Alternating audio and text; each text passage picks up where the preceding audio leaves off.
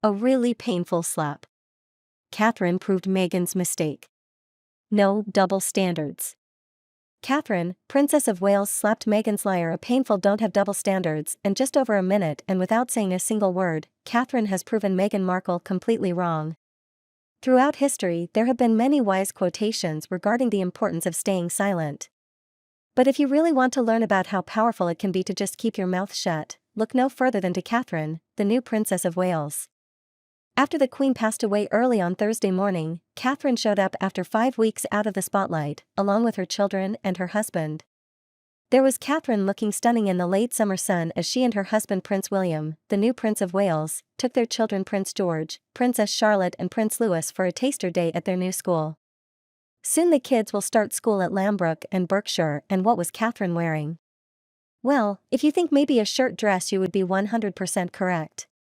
Many different British news outlets all posted the same little piece of footage on social media showing the Cambridge family walking up the driveway of the school.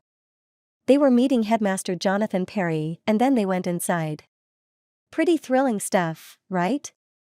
But in that short 1 minute and 23-second clip, Catherine didn't say much, but she still managed to prove her sister-in-law Meghan 100% wrong.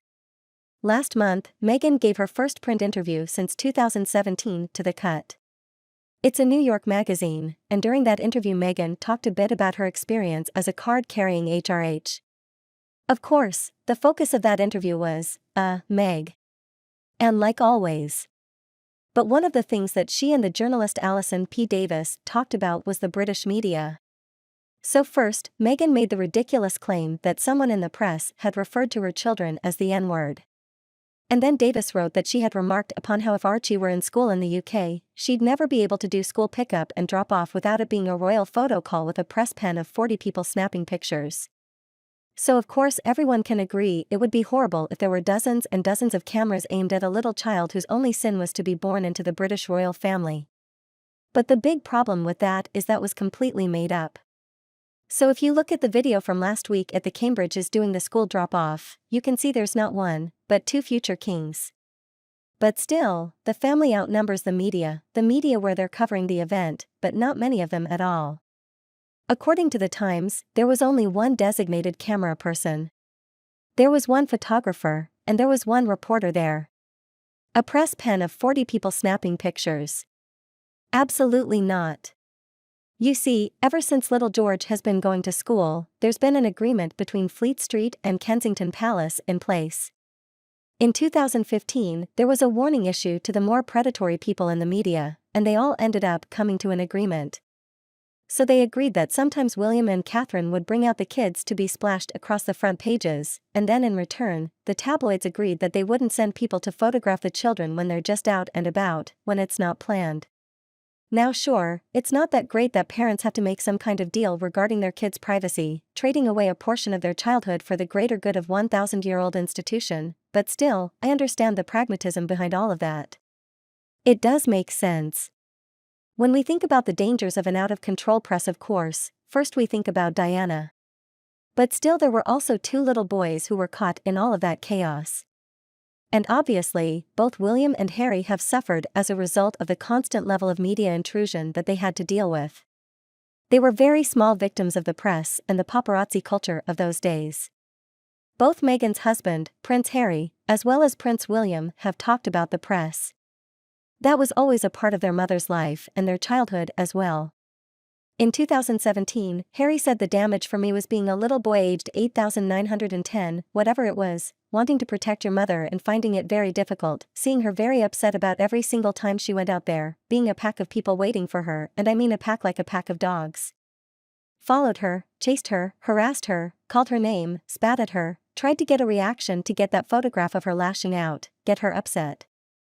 Thank goodness those days are behind us. At the end of the day, George, Charlotte and Louis are still royal, so their childhoods will never be 100% normal. Most normal kids aren't expected to stand on a palace balcony waving at the masses, and most royals don't need specially trained police officers to protect them.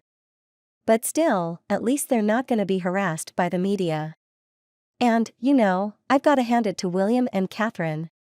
It seems like this little deal they made with the paparazzi is working out because they're able to do normal things with the kids, like pop into the supermarket or play sports on the weekends. If Harry and Meghan had just chosen to stay in the UK, then their son Archie and their daughter Lily Beth would also be covered by this agreement with the press. And the press would have to follow the rules that were set out by the Independent Press Standards Organization. Of course, Meghan and Harry have chosen to live in California, where they're free to make hundreds of millions of dollars worth of deals and talk about things like environmentalism and compassion. And thanks to this decision, they might be facing a very different future when it comes to the press. In 2020, the paparazzi photographed Meghan while she was walking with Archie on Vancouver Island before a drone that was sent up by the X-17 agency took photos of him playing in the giant borrowed LA home that they were staying in.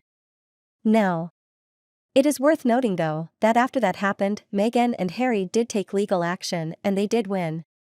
And then there was another incident where a lurking paparazzi snapped a heavily pregnant Meghan while she was walking with her young son on the way to his Montecito preschool.